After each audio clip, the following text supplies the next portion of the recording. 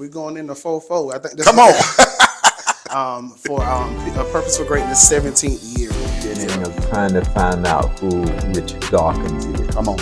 So I was always asking God, always searching for that thing that He created me for. Grace. God's grace. God's grace.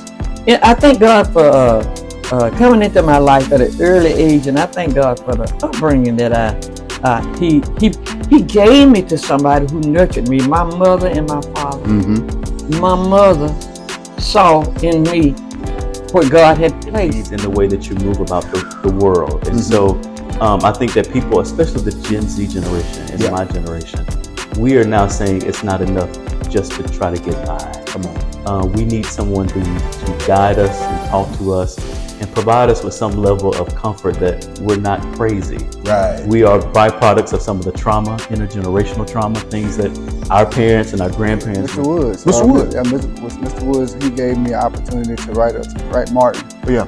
He said, "Can you write something for Till Victory Won?" Wow. And I wrote it and brought it back to him, and he listened to it, and he loved it. Yeah. And so that's when I knew I was able to put together melodies.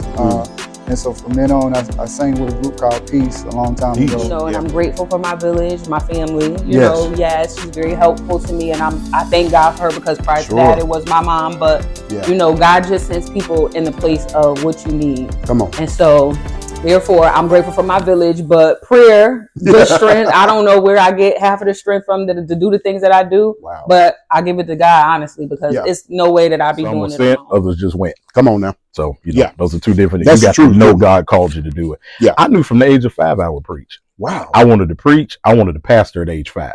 Wow. At age 5. 5 years old. On up to about 12.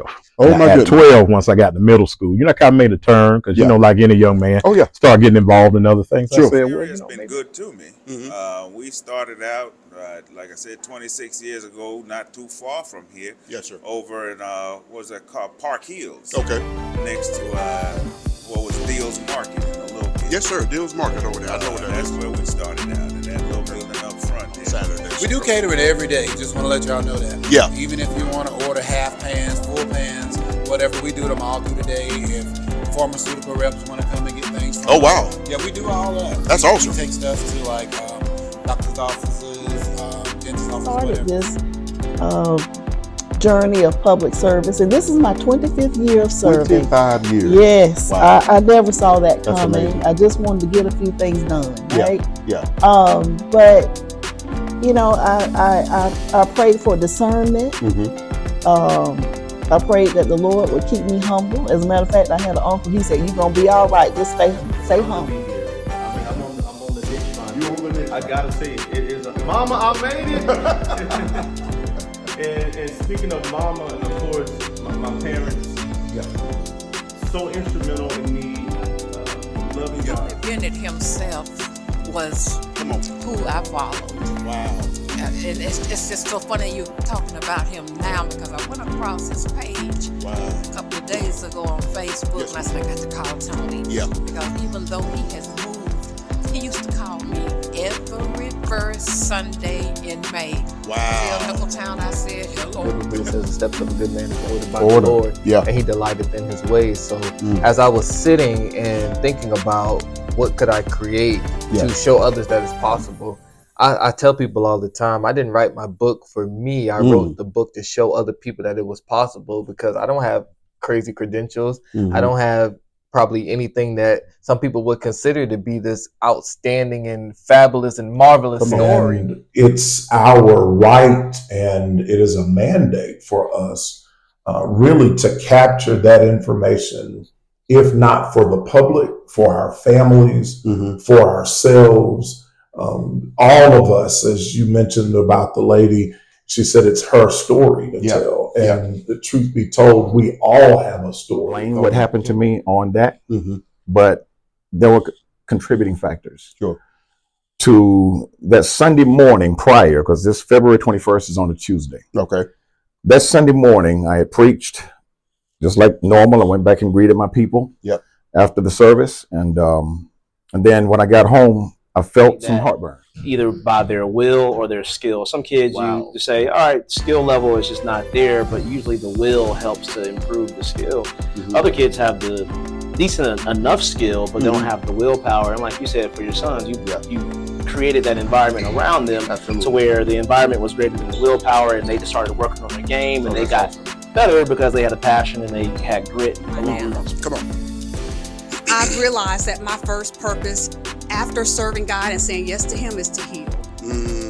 So allowing myself to heal means that I have to sit with myself. I have to allow myself to feel what I feel, to allow myself to experience what I need to experience to get those layers off of me so that I can evolve and become who God has called me to be. Wow. So in doing that and sitting with God and propane tank literally exploded in my face. Okay. And you see my face. Yeah. It is the grace of God. That spared my life, so I will not take that lightly.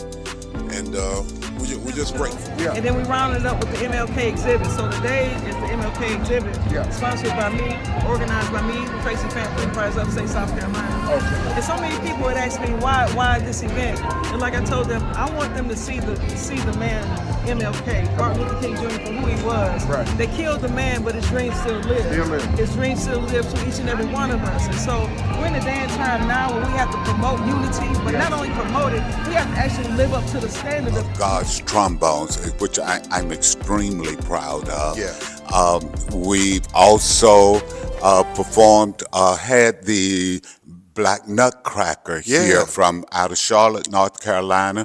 We brought a couple of productions from Atlanta, Saying Goodbye, and Journey with Janine Hammond, all of which are inspirational. But we're very proud of the works that we've done to date, and we're hoping to continue to do. I found my niche,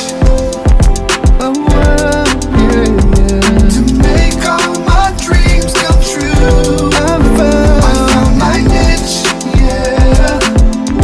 just believe in yourself, and you can find your niche. Keep going, never give up, no. Find your niche, you can find your niche.